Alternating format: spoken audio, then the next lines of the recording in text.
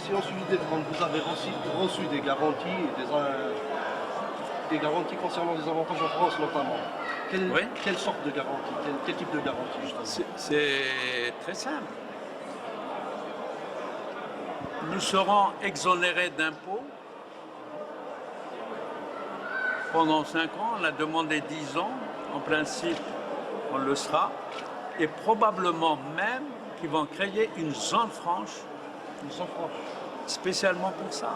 Spécialement pour le projet de Cévital.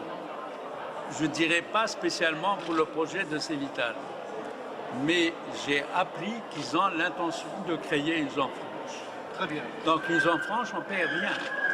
Et nous allons avoir même au niveau social des aides pour les charges salariales de 30%. 30%. Donc sur les 1000 emplois que vous allez créer.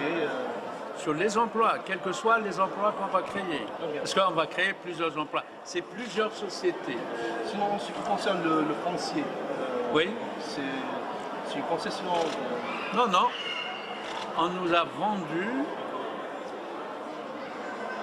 en contrepartie des emplois qu'on va créer et l'aménagement du site, la mise à niveau du site. On nous l'a offert à 1 € symbolique. Et en toute propriété. D'accord. Donc, dans votre dernière déclaration, vous avez affirmé que le plus gros sera produit en Algérie. Non, le plus gros des membranes, les modules de membrane, nous avons plusieurs centres de production que nous allons produire en Algérie. Très bien. Au départ, on devait faire les 100%, mais aujourd'hui, devant les difficultés que nous rencontrons, nous avons décidé aussi de faire sécuriser et produire, réaliser 6 centres de production à Charleville-Mézières. Justement, à quel type de difficultés vous êtes confronté? Le projet EFPRON est confronté à quel type de... Imaginez-vous, nous avons importé des équipements, une partie des équipements, on les a dédouanés, on les a sortis, et une partie sont encore au niveau des douanes depuis le mois de juillet. Et alors, je vous explique, c'est 1000 emplois directs au niveau du projet de trituration. C'est 100 000 emplois au niveau de l'agriculture. Vous savez qu'aujourd'hui, l'Algérie a 3 500 000 hectares de terre chaque année en jachère. Et le souhait du ministre de l'Agriculture, c'est que ces 3 500 000 hectares de jachère doivent être cultivés. Dans les 6 mois. C'est-à-dire, aujourd'hui, quand vous semez en céréales 3 500 000 hectares par an, c'est ce que l'Algérie fait. L'année suivante, vous ne pouvez pas semer toujours les céréales.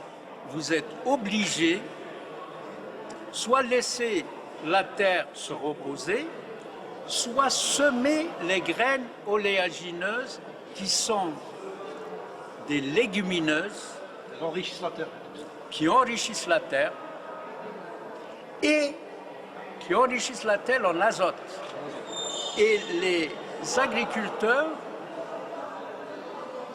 auront l'année suivante une meilleure récolte pour les céréales et en même temps, ils vont bénéficier d'une autre récolte que sont les graines oléagineuses. Et nous, on a dit à des agriculteurs de tout le pays, nous sommes prêts à signer des contrats avec vous, à vous accompagner, à vous ramener les semences qu'il faut et on vous garantit à racheter toute votre récolte que nous voulons traiter dans notre usine de trituration de graines oléagineuses. L'huile végétale. D'abord,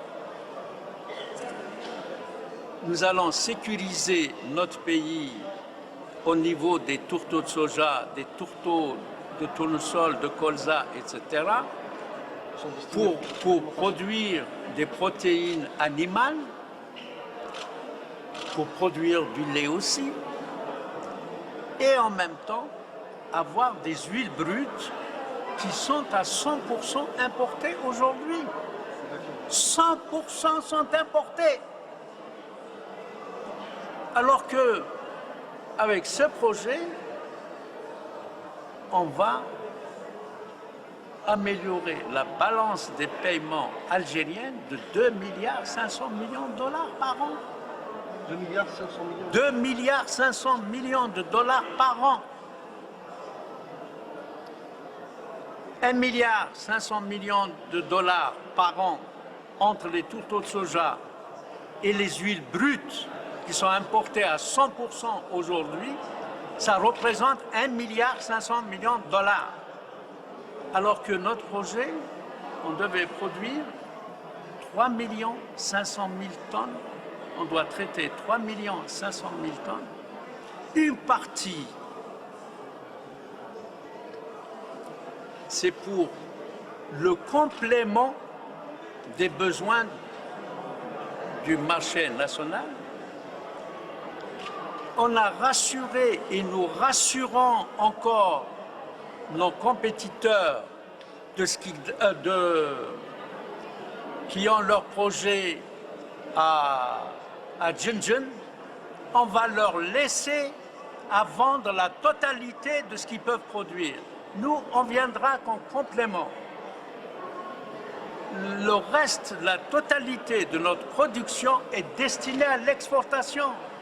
L'Europe importe aujourd'hui 34 millions de tonnes par an de tourteaux de soja. Le Maroc est importateur de tourteaux de soja. L'Égypte est importatrice de tourteaux de soja. La Libye est importatrice. Et l'Europe, c'est 34 millions de tonnes. Donc il y a un marché pour tout le monde. La tonne de tourteaux de soja, elle varie entre 450 dollars, 450 dollars. C'est vendu jusqu'à 600 dollars la tonne pendant une certaine période. Et les huiles végétales aussi varient entre 700 dollars la tonne, 685, 600. Elle était arrivée à un certain moment jusqu'à 1800 dollars la tonne. Parce que ça dépend du marché mondial. C'est des produits boursiers. Il y a une fluctuation d'une période. Je vous remercie vivement, monsieur.